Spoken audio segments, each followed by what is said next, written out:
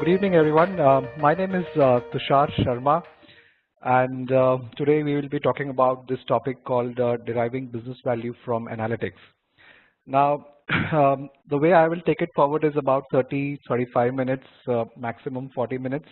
I'll try to take you through the theoretical concepts, what we have on the slides. I'll talk in detail about this topic, and there are some small 2 or 3 slides on how to apply this topic. And then we'll open it to question and answers.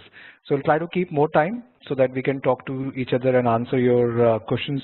And that's how we will progress in the next 30-35 minutes. So coming to the areas that I'll be covering in this topic today, which is about how do you derive business value from analytics. So there are 2 broad levels at which I'll be talking.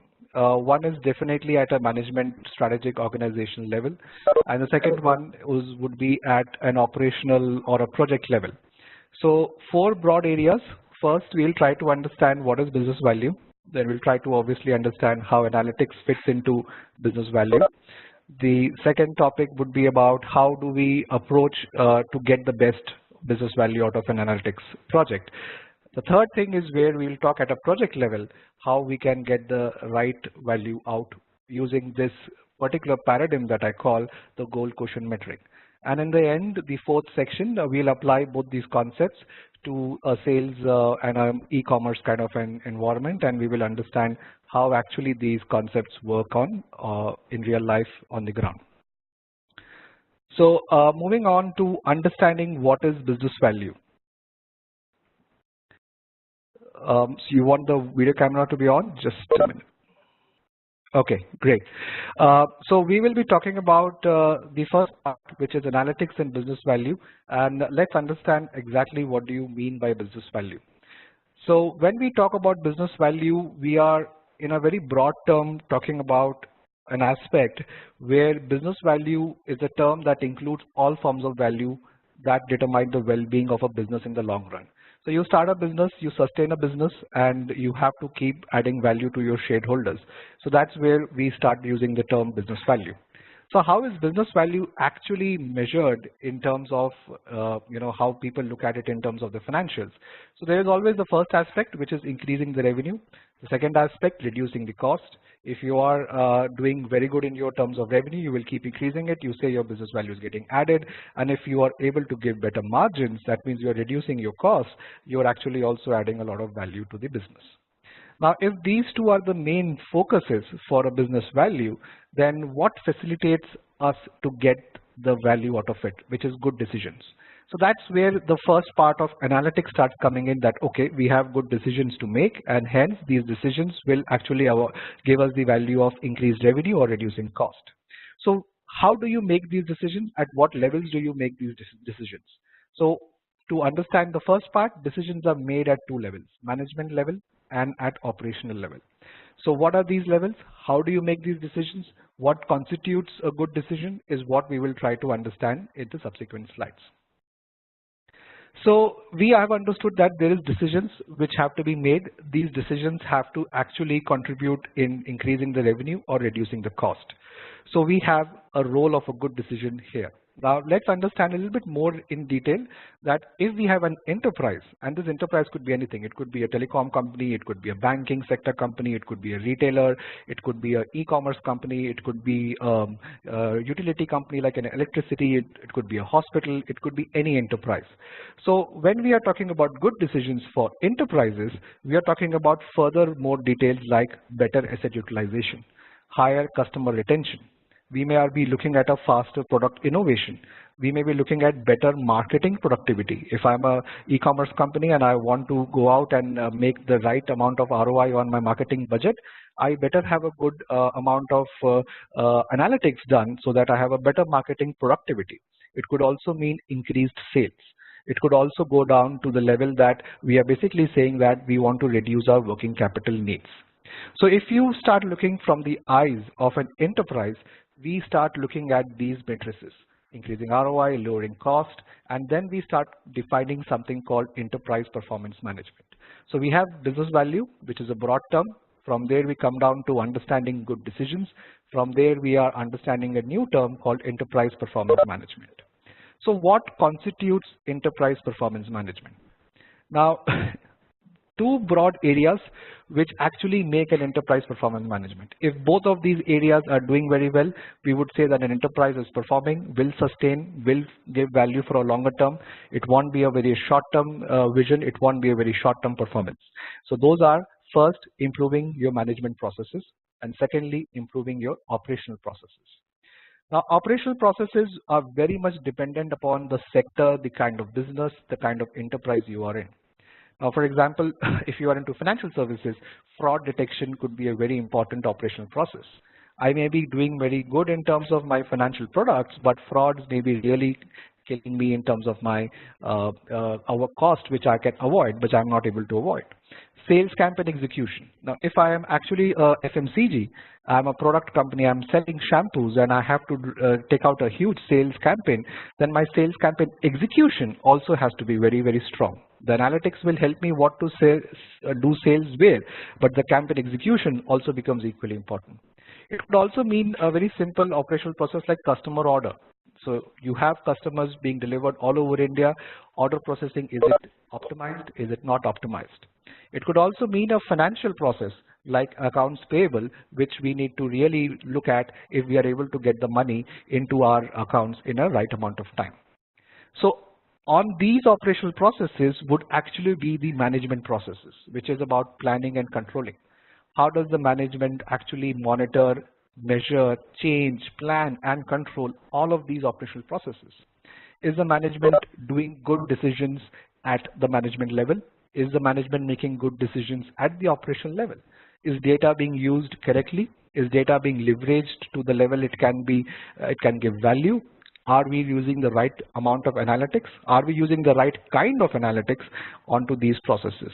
So all of these start making a huge difference for an enterprise if they are done correctly. So coming to the point of how to make good business decisions. So till now we have understood that there is a business value, there is the whole objective of making decisions.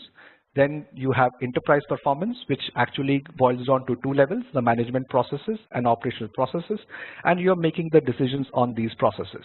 So now the logical question comes is, how do you make really a good business decision?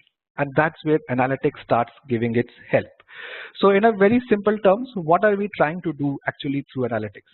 We are saying here 5 basic things. We are saying that first of all, you should have a correct problem definition.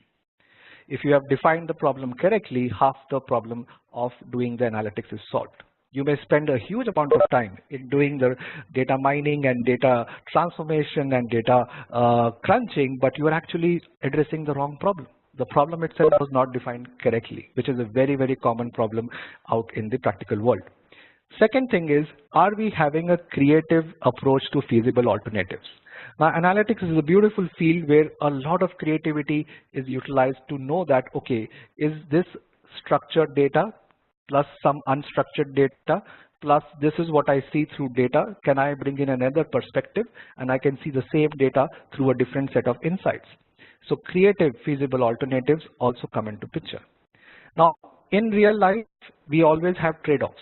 So anytime in business, anytime of these operational processes or enterprise processes, you will have clear trade-offs that you will have to make. If we do A, we may gain so much. If we do B, we may gain something more, or we may lose something. So how do we actually do that trade-off? Are we very clear? Have we taken a very scientific approach to understand these trade-offs and then take a decision on these trade-offs?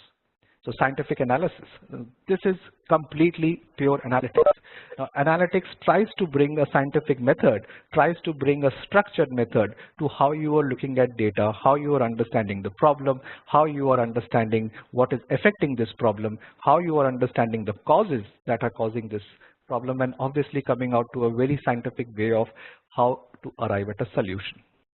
So that is the main crux contribution of analytics. But you need to have the first 3 in place. You need to have a correct problem definition. You need to be aware that you have to do creative, feasible alternatives. You have to push yourself to understand that, okay, these are the creative alternatives that we can explore. And then you will always have a trade-off to make. Now the last part is effective implementation. So, okay, I have done my analysis. I have arrived at my problem statement correctly. I have done a creative approach to my solutions, and now I have a good idea of what I need to implement. But have I implemented that correctly on the ground? Because if I have not translated my insights into actions on the ground, I will have a huge problem in terms of recognizing that benefit.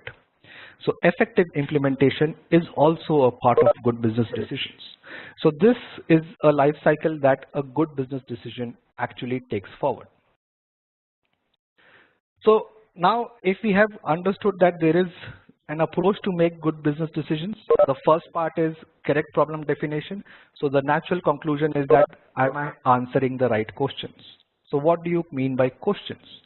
Now here I put up 3 examples of 3 different industries. So we have an airline industry. There a simple question like how many tickets should be sold at each price bracket. Now that itself could be a very big analytical approach, and you could have many alternatives to come to this conclusion. Or in a hospitality, when I mean to say hospitality, it's your hotel chains. So you're looking at how many guests can be expected on a given night. So if you see today, there is a variable pricing. There is a pricing of Monday to Friday, and then over a long weekend, and then over national holidays. So there is obviously a huge amount of data crunching that we have done to be able to predict that, okay, we have how many guests can be expected on a given night. How to maximize my occupancy and increase my revenue. The last year, every quarter, every month or seasonal, I have noticed this particular trend of my occupancy and revenue. How can I actually improve that? That could be a very valid question to answer. In utility companies, when I say utility companies, we are looking at our electricity suppliers. Now, are we looking at how we can actually should be able to deal with where we have excess electricity? There are certain regions in India as well where you have an excess electricity and you would want to sell it off to an area where there is a deficiency. So how do you actually arrive at the right pricing and the right opportunity to give that? What can be the price hike? Now, if I have to go ahead and make my change in terms of price tariffs, can I also include a daily usage charge? Today we have a unit cost to our electricity. Can it go and vary as per the timing of the day? Can the summers and winters versus the monsoon seasons have a different pricing? So now what comes out is that we should also be framing our questions correctly. So how we are actually trying to understand in terms of the value derivation, we are also understanding there is a huge importance on how do we define the question. So the rest of my segment will talk more in detail about these 2 aspects. One is how at an organization level should I implement analytics, and secondly, how should I actually define the right question. If I do these 2 parts correctly, then I will be able to derive value from my analytics, what I am trying to do for the organization. So the first part was to basically give you an overview of what do you mean by business value. I'll reiterate here. Business value in enterprises is used in terms of increasing the revenue or reducing the cost. These are done effectively if at a management level and at an operational level, I'm able to manage the processes and able to do good decisions. Good decisions require correct problem definition. If I have done the right problem definition, I have done a creative understanding of the solution, I have understood the trade-offs, I have gone ahead and done a scientific analysis and have implemented well, then I will be able to derive value. So if I am looking at correct problem definition, then do I also know how to make my questions? So decision making involves answering questions. Questions could be the way it is there currently on the slide on an airline industry and a hospitality and a utility company. So if these are the components, so let's first understand the organizational level. That okay, I have to make good decisions, questions is important, and then I have to implement them. So at an organizational level, how can I actually do that? So here is where we bring the first approach, which is called the business value approach. Now for analytics, to add business value, it should be implemented correctly. So at an organization level, we always emphasize that there has to be a right alignment, there has to be a right amount of process engineering, and there has to be a right amount of change management. Because end of the day, a lot of people are working together in organization. There are teams, there are departments, there are functions, there are processes which are delivering to the end customer. So there has to be a strategic alignment, there has to be a process engineering, there has to be a change management. All these three have to come together. Now analytics should be able to get aligned to these three. The analytics should be able to support the three pillars of business value framework. And these three pillars should have a balanced focus. You may have a correct strategic alignment, but you may have a weak process change. You may have a very strong process change, but you will have a very weak change management to make that process go to the next level. So you may again not have value out of analytics. So we say that many analytics projects do not add value to the business. They have been done very well, but at the end, if you're looking at the value that the business wants, have my sales increased, has my cost reduced, then we start seeing the answers are negative. So that's not because the analytics has not been done correctly, it is because the alignments of these three pillars have been not proper. So the first thing that we need to understand when we are trying to work at an organizational level is that we have to have these three pillars: strategic alignment, process engineering, and change management together. In my last section, we will talk on a particular process and I'll bring to you how analytics gets aligned to these three. But let's first understand each of these pillars a little more in detail. So what do you mean by strategic alignment? How analytics can get aligned to organizational strategies? So the simple things we need to keep in mind is, are we understanding the business goals and are we understanding the drivers very well? Do we know the competitive environment? Do we know the organizational environment? Do we know that this is the business goal that needs to be achieved, and this project that I'm going to do today on analytics or this particular analytics initiative, is it going to go and get aligned to the business goal that the business is needed? Otherwise, we'll always land up in a situation where the chief marketing officer is looking for this direction and the analytics team, the web analytics team, is bringing out a particular analysis which is not actually aligned to his goal. So there is a huge gap in terms of alignment. Second part, determining business questions. Again, have we understood the questions that we want to answer? It's a very, very important aspect of analytics, which could be dealing with planning, budgeting, controlling, measuring, improving. It could be anything. And a lot of people say, and I believe out of my practical experience, that in analytics, you should be able to ask the very intelligent questions. Are you asking the right questions? Because they drive the next step of how you want to go and crunch your data.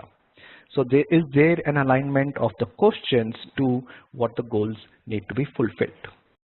Third part, data. On data is what I'm going to actually do my analysis.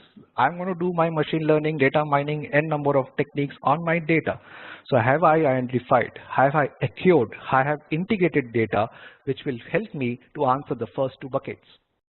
So have I an alignment on my data which actually is going to fulfill the strategic objective? Now, if we are looking at a strategic objective to be fulfilled and I don't have the data for it, or I missed taking the social media data, then actually I will not be able to do justice to this entire objective. So it boils down to an alignment even on the data level, that am I able to get, acquire, and identify that this is the data that I need to make this project work. The fourth part is, don't forget the business users. What do you mean by business users? The sales guy on the ground who is going to take in your insights, the sales guy who is going to go and knock on the door of the customer, the financial trading guy who's sitting on a trading desk and working on the stock market, who takes your inputs on how the financial market is moving. The manager who is sitting with his team of operations guys who's delivering your goods to the customer needs to take your insights and understand that, okay, this is what I need to change in terms of my delivery sequence. So information requirements of business users. Because end of the day, any analytics project is supporting business users. These business users have to go and change their daily usage. So these are the 4 dimensions of strategic alignment. If I want strategic alignment to happen, then make sure that these 4 areas we have addressed. If we have not addressed any of these 4 areas, when we go down in the project, we will always find a gap. So strategic alignment is achieved if I'm able to balance goals, the right questions, the data, and the business users.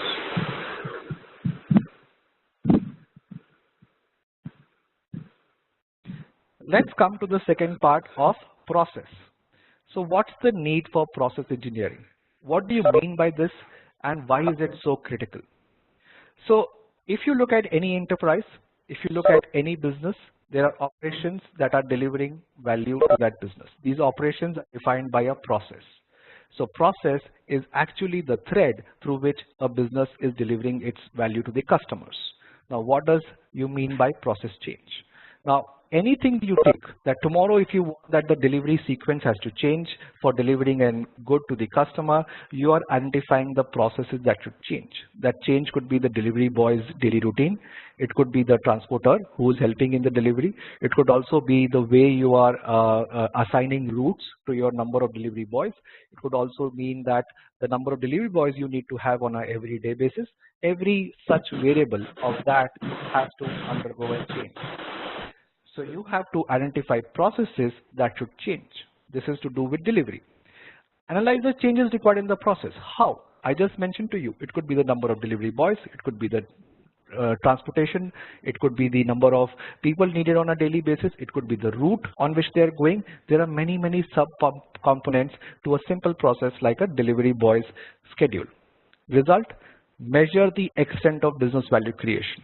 Okay, I changed the number of delivery boys on a day. I gave them a better bike. I changed the routes. Instead of one person, two people go on that route. So have I improved something? What have I improved? Have I improved the time of delivery to the customer?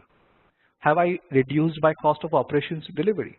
Have I been able to give what I used to give in 2 days delivery? I can do it in 1 day. So you have to measure the extent of business value creation. So many of us lose focus of the process side when we are dealing with analytics, but that is the rock solid bottom on which the actual change starts happening. So process engineering aims to answer these questions. So first of all, what decisions should be made? Who should make them? Okay, we are analyzing from the point of view of a delivery boy. So the operations, the supply chain, the entire transportation, all of these are areas where we would be working to understand what needs to be changed. So what should be analyzed? Who should analyze it? Tools to be used. Now, tools to be used is a very important aspect. There is a business user on the ground. He may just have a mobile. So if I am doing analysis and I'm giving some output to him, it would actually be on the device he is using. You cannot expect him to keep coming back to an office and working on a desktop and giving you the output. Most important, what is the decision time frame? I am trying to optimize the delivery schedule on a daily basis. So my entire decisions are for 1 day. What is my delivery sequence that I want to take? So my decision time frame is extremely important. How will the decision be converted into action? So if you as an analytic professional is able to understand these points, you will actually be able to do a better job of data crunching or insights derivation. Because ultimately you are able to visualize on the ground what is that will change on for the business. So how decision impact will be monitored and by whom? So you are able to even go ahead and think through, and this is exactly what comes from what we call the domain understanding. So if you are understanding domain very well, if you understand supply chain very well, if you understand retail domain very well, if you understand financial services very well, if you understand healthcare very well, you are actually able to answer these set of questions very clearly, because they're all the processes of these sectors and these domains which are different. So process engineering forms the foundation completely in terms of what needs to be changed, and it is different for different sectors. You can't take how you approach supply chain for a logistic company and take it to the supply chain of a kind of an e-commerce company. They're two different things. Similarly, the way you have approached customer retention in a healthcare, you cannot take the same approach and take customer retention in an e-commerce company. They are two different things. So what makes that difference is a better understanding of these parts, which actually get completely addressed if you look at process engineering. So the first part was strategic alignment. The second part was the process engineering. Process engineering is where we are getting into the details of this domain. We are getting into the details of the business operations. We are getting into details of what actually happens on the ground.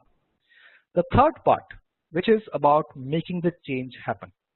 Now, when we are making the change happen, we always encounter the most important aspect, which is behavior changes, people.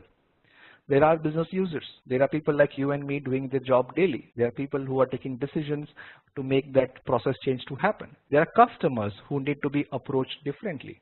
So your entire change management is actually dealing with driving individual and organizational behavior changes. So your analytics may say that don't send the customer an email because it is not effective. Instead, send him an SMS. Now you have done your analytics and given that SMS has a better response rate, it's more effective, cost effective, and it is more engaging. But the customer was always expecting an email because from the past 6 months he has been expecting an email. So have you done the change management right? Have you informed the customer very right that yes, we would need to go and look at an SMS? A simple example for this is our new ways of finding taxi on the ground. So you have Ola Taxi and Uber Cabs. Now, if you look at them, you're never calling a call center. You're never interacting with any human. You just take out the app, you look at a taxi, you order, the taxi comes and you go off. But till now, the whole way customers have been working on dealing with taxis is to call up a call center, talk to a human, fix up a date, get the confirmation, and then the taxi comes for sure. Now, that's a huge change in behavior. So ineffective change management leads to a lot of project failure. And analytics projects can actually fail because we have done the right analysis, we have answered the right questions, we have given the right insights, but when we are implementing them, we are not doing the correct change management. So change management is very, very critical in terms of getting the value. So the value will be only realized if something has changed. So how do you support change management? You should introduce structures for how information and analytics tools are used. If you have been able to do an analysis and you find out that the business user needs to know new information, he needs to start looking at new reports, he needs to start looking at new data, then you have to go and train the business user that from Monday onwards, we will have a new data set that will come in, we have a new metrics that will come in, and there are more aspects that we are bringing in for daily, monthly report. You have to introduce such structure. How do you assess for change? You have to look at skills are required new. You have to look at what training the business needs. Then you do a monitoring on it, because even if you go and train and you have monitored, then you do not know where change is really taking place on the ground. So you may have want to adopt something like a scorecard or a dashboard, installing new behaviors. Now this aspect has a very important practical meaning, because if not supported change management, we as humans have always this tendency to go back to our comfort zone. And most likely through new initiatives, through new insights, through new changes that we want to do, we are pushed to move out of our comfort zone. So at an organization level, three things very, very important: strategic alignment, process engineering, and change management. When I come to the last section of the particular webinar, I'll talk about how we apply these concepts and what kind of analytics helps you in each of these stages. So let us shift the gear a little bit here. So I said to you in the beginning that there are two levels at which we need to focus. One is the organization level, one is a project level. So till now, the strategic alignment, process engineering, and change management, we were talking at the organizational level. Now let's talk at a particular project, which is what you most often work on in terms of analytics. We have an analytics program, we have a clear particular analytics solution that we have to arrive at, and we have a clear area on which we are working. So when you are dealing at an organizational, at a particular problem level, then you should also approach the three things that I told you slightly different. And that is what? We have the goal, question, and metric paradigm. So what do you mean by goal, question, and metric paradigm? Now in my first part of the webinar, I had always told you analytics is about good decisions. How do you make those good decisions? How do you answer the right questions? And the most important thing, have you asked the right questions? So the questioning part is a very, very important aspect here. So the goal, question, and metric paradigm aligns these three things. So this is an approach which we use very often practically for developing and deciding the objective of an analytics project or a program. Now important is what's the goal that we want to fulfill. Now this goal could be the strategic alignment goal that we understood at the organization level. It could be at a particular function also, that we are looking at identifying key business goals upfront. So, okay, we go to the senior management team, we understand the senior management team, what are your business goals for this year? They would have identified A, B, C, D are my business goals. Now, second aspect is, have we identified the key questions to answer these business goals? Now, that is where the question starts, and that is where the role of a good analytics professional starts. Is he being able, or he or she is being able to come up with the right questions that should be answered so that these goals are achieved? So that's one part which is very, very critical. The third part is, okay, I have understood these questions. Now, can I translate these questions into metrics, pure performance indicators, which will improve, answer this question, and hence achieve that goal? So we are looking at understanding the business through a goal, converting it into questions that I need to answer through my analytics, further dividing those questions down to specific metrics or performance indicators that I will improve, answer, solve using my analytic techniques, and hence the goal will be achieved. So the goal, the question, and the metric have to be in alignment. Now, what are these? Again, the last part of the webinar, through an example, and we can see. So let's just go to one step of how to define the goal, the questions, and the metric part. So I have taken here an scenario, and in each scenario, we are looking at a marketing function. And under marketing function, we are digital marketing. Now, the journal organized goal for a digital marketing that I want to create awareness of my brand, my product, new website, any. Second goal could be I have great leads. I want people to come online and then start showing interest in what my products or services are. And the third part is I want to influence customer behavior. Okay, they are coming, they are showing interest. Can I give my content which will influence the customer to purchase? So these are the three broad goals that I want to achieve through my digital marketing. How does this translate into the analytics, web analytics, and how does this really come into what kind of metric we are tracking is what we will apply in the last section. So let's first go to the second step. How do I derive questions relating to this goal? So first goal is creating awareness. So maybe the first question could be, how do I increase my online advertising? There could be some more questions. We'll see it in that slide. Are you providing all the information to the customer? Are we able to give the right amount of information to the customer? Is the customer raising an online request? Is he finally going and completing an action and raising a particular online request? There are many such questions that will come out when you are trying to fulfill this goal. Now, having identified all such questions, you should come down to developing a set of metrics that you will track. And that is the set of metrics you will improve. And those metrics improvement will come through your scientific approach, which is your analytics. It could be any of your analytics techniques that you have been an expert in.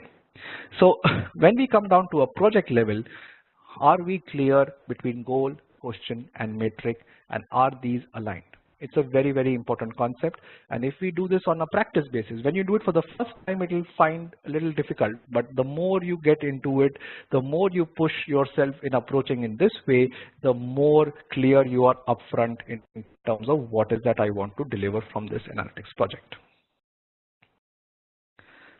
Coming to the last section of how can I apply these concepts. So about 5-10 minutes I'll take up on how do we apply both the concepts. So the first concept was about strategic alignment, process engineering, and change management, which we talked at an organization level. The second concept was about GQM, the goal, question, and metric, and we talked at a project level. So let's take up one live scenario and understand how does it actually come down to the analytics level. So let's look at the sales performance. Now this sales performance, in my case, I have taken it as a financial services company, and we want to give loans. So when we are giving loans, we are looking at improving sales performance. I want business value to come out of my sales performance. So when I say my business value has to come out from my sales performance, I'm technically talking about three things: sales opportunities, which is a strategic alignment; sales pipeline management, which is more to do with my process piece, and the last part is sales effectiveness, is for what my change. So sales opportunities, sales pipeline management, and sales effectiveness are the three subparts, both at management and operational level, which need to be done very well in order to achieve this aspect.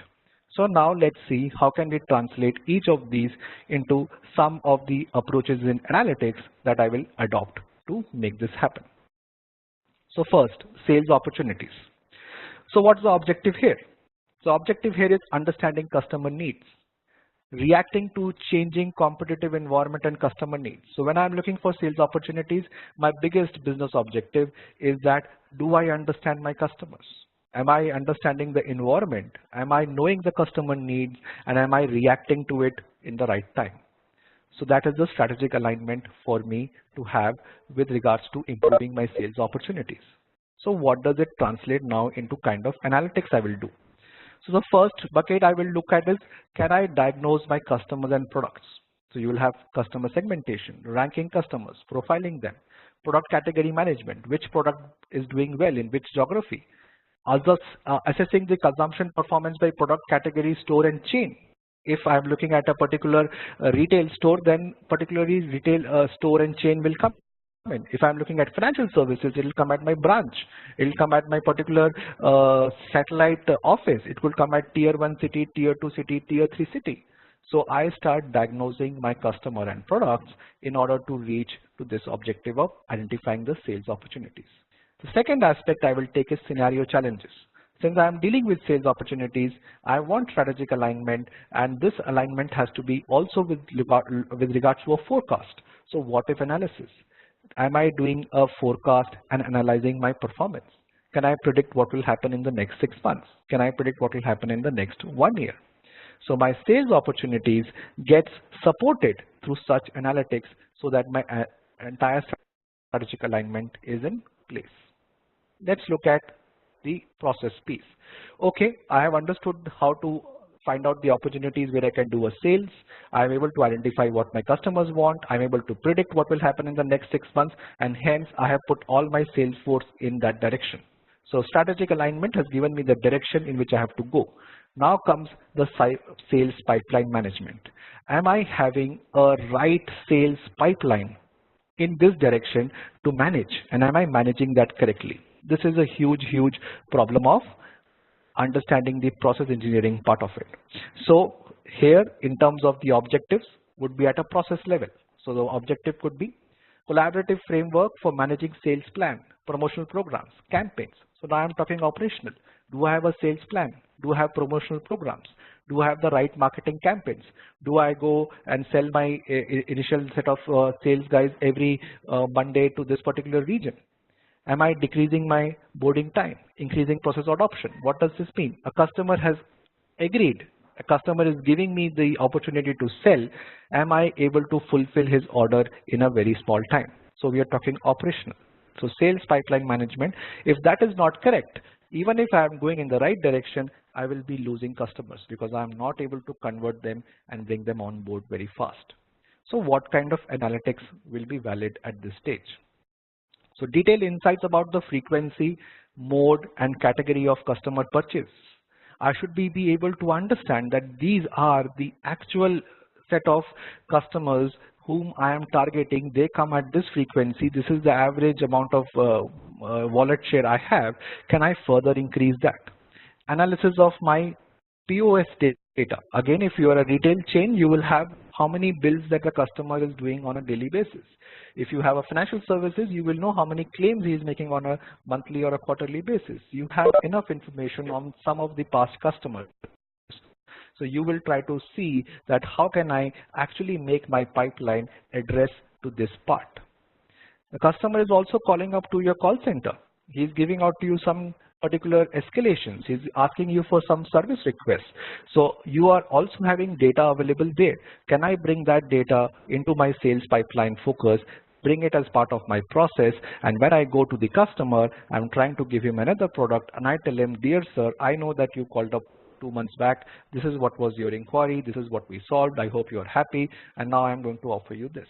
You see how effective the sales pipeline management becomes because you have been able to align your process engineering part through analytics to the customer when you are actually selling a new item. So that is where the sales pipeline management and process engineering part comes in. Process engineering part can be much bigger than what we have on the slide, but I just wanted to bring 1 or 2 points.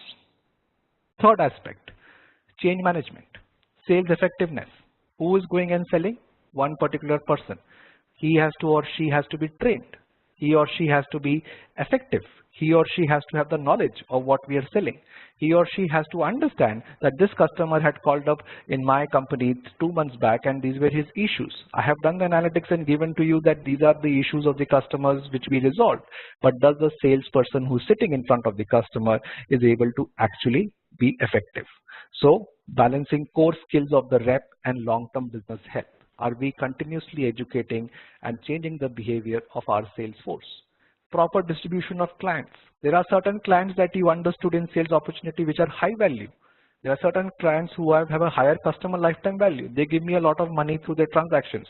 Should the same sales guy manage them, or should I create a separate bucket? Should I categorize the customers as gold, platinum, and silver and deal with these 3 buckets differently? That is how even analytics comes in picture, that I have segmented my customers and I am dealing with them differently. So what could be the challenges where analytics can help you?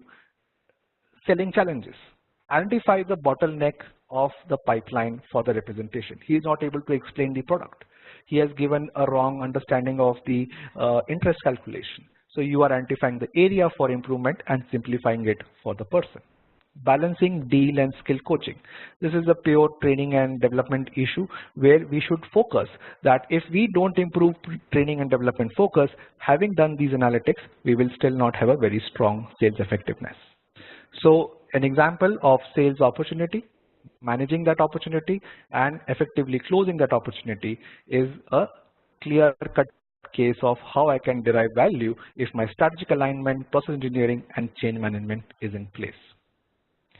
Coming to the last part, which is about the goal quotient metric.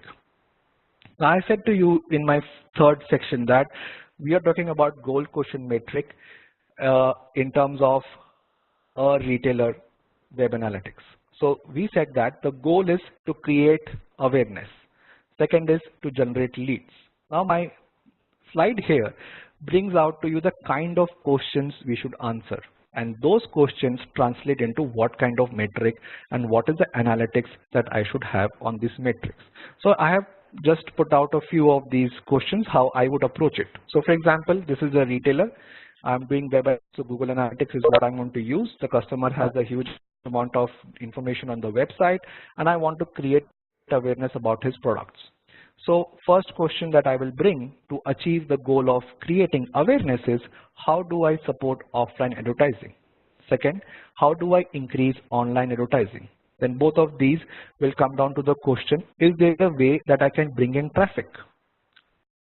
It would further boil down to that, am I monitoring my online content? People are coming for what content? Are you using all the components that is earned, paid and owned ads, PPC, you're doing everything or not? Then I will come down to that, okay, for me, what is important is that I will be able to address these questions if I just concentrate on 3 metrics: conversion rate, branded traffic, and traffic sources. So all the things that I do through Google Analytics will focus on these 3 metrics. If I improve these 3 metrics, automatically my goal of creating awareness will go. I will further be able to and tell how much is coming because of online advertising, how much of it is coming because of offline advertising, how much of it is coming because of content, how much of it is coming because I have spent money on Google AdWords.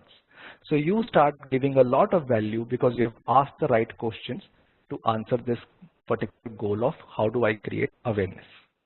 Coming to generating leads. Now leads is slightly different from creating awareness.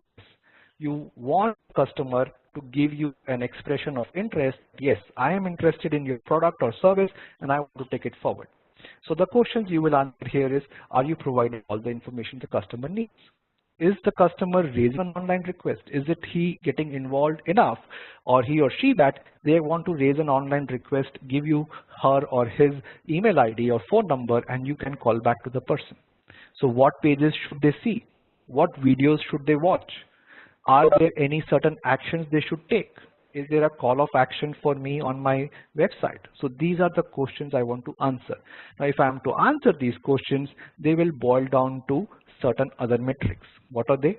Number of downloads, number of online inquiries, what is the document type, what is the conversions. So now my entire analytics is focused on these numbers. If I am able to, through my analytics, give insight how to increase conversions, and these conversions improved from A to B, I'm able to actually go and answer my goal of generating leads. So this is where I would stop and answers. Again, what are the key takeaways? Just the last slide. To derive business value from, you have to look at two levels, an organization level and a project level. Organization level, three things should be aligned: strategic, process, and change management. And at a program level, you should be able to be in alignment using the goal, quotient, and method. If you do these two well, you will be able to derive business value, and business will say that yes, we have improved our revenue or reduced our cost. So I'll stop here, and any questions and answers, welcome. Hi, we have two questions already. Rajesh would like to ask that he's seen acceptance of the senior cross-functional professionals are not being encouraged to shift into analytics domain. Can you throw some tips into how we can make an entry into analytics space? Could you just repeat again? I missed the first part. So Rajesh says, I have seen the acceptance of senior cross-professional. I have seen that acceptance of senior cross-functional professionals are not being encouraged to shift into analytics domain. Please throw some tips on how can we make our entry into analytics space. Okay, great. So first of all, I mean, that's your observation, so I'll keep it to your observation. I really don't see it like that. I think there are a lot of opportunities for senior cross-functional people to come into analytics. And the reason why I say so is exactly what I have talked about it today. So when I said at the organization level, you have strategy, process, and change management, I think a senior person who has actually done a cross-functional within a domain. I mean, your domain has to be very clear. If your domain is very clear that I have been here in, say, finance for 10 years and I have done these 3 different roles within finance, I actually can contribute a lot to the organization level alignment. If I also get trained on the analytics part of it, then I can make this entire alignment very well, because you understand the organizational level challenges, you understand what we talked about the first bucket, and once you are more proficient on your analytics tools, you know the techniques, you can actually do the right amount of insights and again go back to the organization and contribute it the way. So for my understanding of your question, I would say that cross-functional senior people, if you are very good at your analytics techniques and your analytics approaches, I think it's a very good combination to take it forward. Okay, so the next question is from Kamal. He says that I have often heard problem definition is critical. However, I really can't grasp how it can go wrong. Perhaps you can give some real examples of wrong problem definition. With a wrong problem definition. Okay. Yeah. So problem definition is extremely important, and if you have a wrong problem definition, you're actually wasting a lot of time. So let me go back to this particular slide here, where I'm talking about creating awareness and generating leads. Okay, now in this itself, so let me take the practical example of what really happens.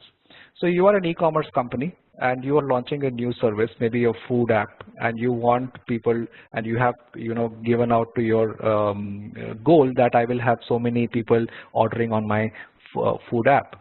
Now you are actually dealing with ordering here, so you are generating leads and converting them.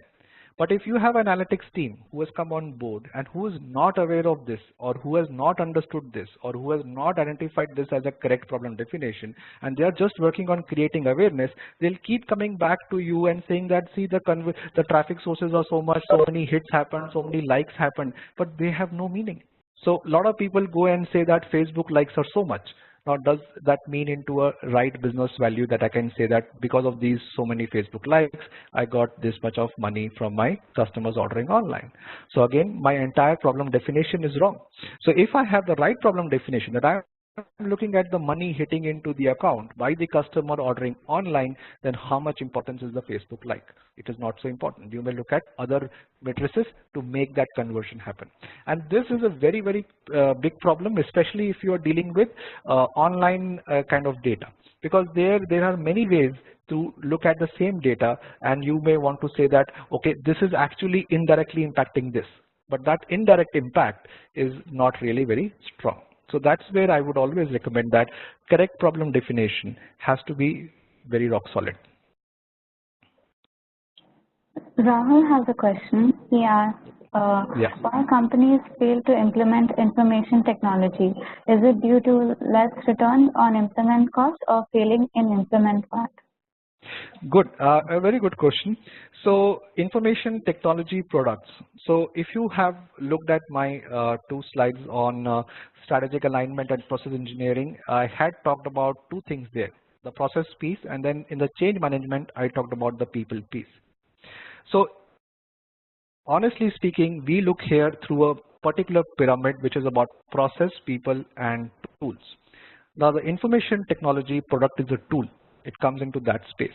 Now this tool has to be used by people and has to be used in the organizational context. So you have 2 other areas where a tool has to be implemented and used.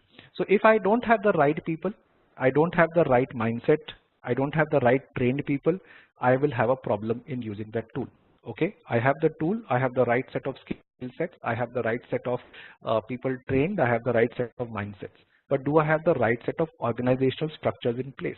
Do I have the organizational looking at information from that tool? You are using that tool, giving out the information to the organization is still looking at the old data sources, is still looking at a guesswork, is still looking at approaching through how they have been approaching traditionally. So is the organization giving a value to this tool? So when we are looking at and saying that maybe the information technology product is not taking out enough value to the customer, we are actually talking about the alignment of the 3 things. That is the business able to extract value from the tool. So I would not say it's a tool problem, it's a problem of extracting the value from it.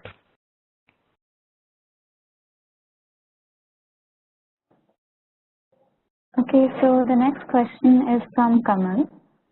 He asks, what are the important skills for someone leading an analytics team? Leading an analytics team. So could you ask what experience level are we talking about here? Because leading an analytics team could be at 25 years of experience, could be at 15 years, could be at 10 years. Okay. He says 5 to 10 years. Okay. So 5 to 10 years, what we are looking at here is where you are leading a small team, 5, 10 people, you're working on 2, 3 projects, you're working and delivering these projects. So that's exactly where you are in terms of an analytics competency. So at this level, there would be, see, for any of the 3 levels, I would say analytics should have 3 competencies. There is the business understanding, there is the technology understanding, and there is the mathematics or the statistics understanding. So these 3 should be in different proportions at different levels. Now, once you are at 25 years, if you have spent enough time, you would probably have good developed all the 3. But at different levels, different components of it are important. So at this level of 5, 10 years, we're looking at a project manager or analytics lead kind of a position. I think if you are very good in the analytics piece, very decent in technology, and also very good in business part of it, you would be able to translate the business requirements into what we need to do in the technology piece and what we need to do in the analytics piece. So this approach that I said, that goal quotient metric, if you are looking at this, I would recommend this kind of an approach for a profile like of analytics lead, that if you are doing your projects, try to equip yourself in understanding how to approach these different projects. But you understood the business correctly, very important, have you understood the questions to be answered very correctly? These questions should make sense for that business, and then have you identified the right technology and analytics to answer those questions. Okay, so Rajesh asks, what is your take on analytic companies landscape? Whether startups, service providers, captive analytics, where do you think there are more opportunities? Well, it's a very broad question. As we speak, things are still developing. There is a lot of opportunity coming up in terms of different ways at looking at analytics landscape. Why? Because he has defined 4 aspects to analytics landscape, like captive, service provider, tools, and others. I think what I am noticing is that the analytics as a function, let me first talk about analytics as a function, is moving across all organizations, be it any sector. Even the government is looking at using big data for things like IT returns and so many other places. So analytics as a function is going everywhere. You take up any sector, you take up any vertical, you take up any domain, you will soon seeing that people are using a lot of analytics in those functions. Now coming to the journal landscape, as we call. So there I would say that there are tools who are coming up. They're tool-based companies. They're obviously service providers, and they are always captive centers who want to develop their own analytics, which he has rightly mentioned. I would say that there are opportunities in all of them, but where do you want to contribute? Where is your strength is what you should answer first before you evaluate exactly where you should want to take your next step. So the next question is from Nitin. He says that he holds 2 years experience in BFSI. Right now he's planning to move from BFSI to analytics. So what would be the right career growth for him? See, generally what I think, and it's my obviously personal opinion, it may not be a correct opinion for the entire industry. So I would always look at somebody who's at 2 years trying to enter analytics. In analytics, there is always the first step, which is called data visualization, right? You can always do a very good job on data visualization. It's a nice concept. It's a nice set of tools, easy to learn, fast to apply. You can do a lot of creative work there. Now that's a skill set that you can pick up pretty fast. Once you have that, you start getting aligned to how analytics really works. From there, you should move on to the next level of handling some medium complexity. So that's where you start bringing in some set of tool knowledge like an R or a statistical knowledge or an advanced statistical knowledge. Because if you are going to go to the next level of dealing with highly complex problems, and in the highly complex problems you need to make a lot of value, then you should be very good in terms of being able to do with the, as I said, the mathematics part of it and the technology part of it. And once that is strong, then comes to the business understanding. So that would be like a very later stage where, okay, do I understand financial services very well? Do I understand how do I approach fraud analytics in wholesale banking? Do I understand stock trading very well? Do I know how to approach fraud analytics in stocks trading? So there are 2 different things. So I would always recommend to ramp yourself up stages. Enter through some things like data visualizations, which are good to learn, faster to learn, easier to contribute. Move on to the next level of complexity, and then look at your strengths and build further.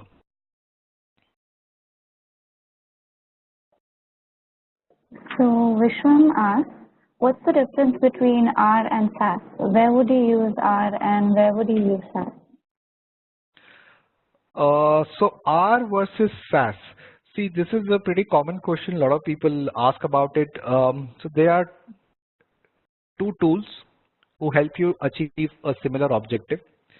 The design of the 2 tools is different. R is an open source, so it is having advantage of being an open source license. You can install it.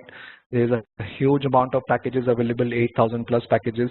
Many people keep contributing to the R as a platform. It starts innovating very fast. You start getting very new things up there. Since it's open source, your licensing cost is not much or maybe negligible. Your training has to be through the open source forums, and you build your skill set on R. SAS is an enterprise product. It is supported by an enterprise. There is an enterprise whole behind it supporting it, and if you have errors and issues, the enterprise resolves it. But the enterprise also has its own product life cycle in which it keeps innovating. So I would say that in terms of difference between R and SAS, what typically happens is organizations are either using an open source or using an enterprise product. Many organizations like to use enterprise product because there is a support. If something goes wrong tomorrow, there is a support. So hence they would look for a SAS skill because they are using SAS as a product. But there are many upcoming companies. There are many companies who are open to using open source because they feel that the advantage of the innovation is there. Licensing cost is not so high or maybe negligible. We can do many more things in R. So we start seeing people also transitioning to R. So I would say the difference between R and SaaS is the demand part of it. Technically, I think both products are very wonderful. R is a very good tool to use and learn. SaaS is equally very strong, very old, very mature product. So from a technical aspect, I will not be really biased between the two. From the commercial aspect, what an organization wants to use will drive, what I want to use in my organization. I'm comfortable with open source. I'll just take up R and build my competencies around it. I'm not comfortable with open source. I want to take an enterprise product. Maybe I'll just take up SaaS and build my competencies around it. So is there any difference in the output? No, the output differences, see, whatever you are able to do in SaaS, many packages are then R, data mining, machine learning, everything happens. As I said that there are more innovations available in R because it's an open source tool, many packages happen. So maybe certain features are available in R now, maybe not in enterprise product of SaaS. The other way around also is there.